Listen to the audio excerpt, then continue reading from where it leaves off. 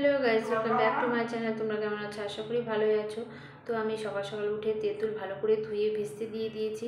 তো আমি একটা রেসিপি তোমাদের সঙ্গে শেয়ার করবো, ওই জন্য তেঁতুলটা ভিজতে দিয়েছি। আর আমি আজকে করব তেঁতুলের চাটনি বা জ্যাম। তো আমি ভিজতে দিয়ে দিয়েছিলাম। তো হাতের সাহায্যে দেখো একটু চটকে নিয়ে এইভাবে বিচি আর এই যে আঁশগুলো আমি তুলে নিচ্ছি চিপে চিপে হাতের সাহায্যে। তো দেখো বিচিগুলো বের করে নিয়েছি আর এই যে তেঁতুলের কাপটা।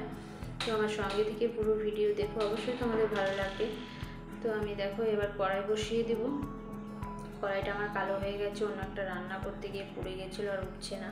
তো আমি কয়েকটা শুকনো লঙ্কা আর গোটা জিরে, একটু সর্ষে, একটু ধনে আর একটু মৌরি আমি দেখো শুকনো খোলাতে ভেজে তুলে রাখলাম। তারপরে আমি ফোড়নের জন্য দেখো সর্ষের তেল ইউজ করছি।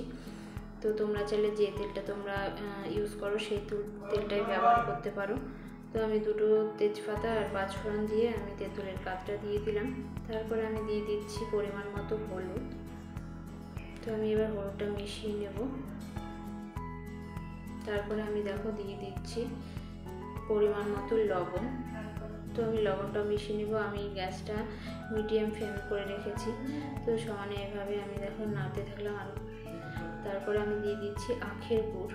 আখের গুড়টা আমি দিচ্ছি কারণ কালারটা আরও সুন্দর হবে। তো আখের গুড় আর চিনি দিয়ে আমি করছি। তো আমি 1.5 কাপের মতো আরও চিনি দিয়ে দিলাম। তোমরা চাইলে শুধু চিনি দিয়েও করতে পারো। তো আমি গুড় আর চিনি দুটোই মিক্সড করে নিলাম। আর চাইলে তোমরা কাজু কিশমিশ ইউজ করতে পারো। আমি কিন্তু কাজু কিশমিশটা দিলাম না, যেহেতু তেঁতুলের চাটনি, ওই জন্য। তো দেখো কালারটা কত সুন্দর হয়েছে আর একটু পাতলাও হয়েছে গুড় চিনি দেওয়ার পরে। তো একটু ফোটাবো, তাহলে আবার গাঢ় হয়ে যাবে। তো আমি এবার শুকনো খোলায় ভেজে রাখা মশলাগুলো এবার গুঁড়ো করে আমি দিয়ে দেবো। তো সমানে নাড়তে থাকতে হবে, কেননা গুড় দিয়েছি, নাহলে লেগে যেতে পারে। তারপরে আমি দেখো ভালো করে ম্যাশ করলাম না, তো একটু গোটা গোটায় রাখলাম মশলাগুলো। সেই মশলাটাই আমি দিয়ে দিলাম হালকা মতো গুঁড়ো করে। তো আমি এবার মিশিয়ে নেব। মিশিয়ে নিলে আমার রেডি হয়ে যাবে।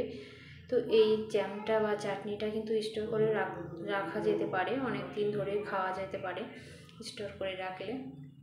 তো আমি তুলে নিয়েছি। দেখো এটা কিন্তু ঠান্ডা হলে আরও গাঢ় হবে, একদম জ্যামের মতো হয়ে যাবে। তো আমি 2 চামচ তোমাদেরকে তুলে দেখাচ্ছি। দেখো কালারটা কত সুন্দর এসছে। তো গরমের দিনে কিন্তু পাতের পাশে 2 চামচ করে এই ধরনের চাটনি রাখলে খারাপ হয় না, ভালোই হয়। গরমে একটু চাটনিটা মানুষ পছন্দ করে। তো তোমাদের কেমন লাগলো আমার ভিডিও অবশ্যই কমেন্টে জানিও। আর যারা নতুন দেখছো অবশ্যই চ্যানেলটিকে সাবস্ক্রাইব করে দিও। আমার পাশে থেকো। সবাই ভালো থেকো। টাটা।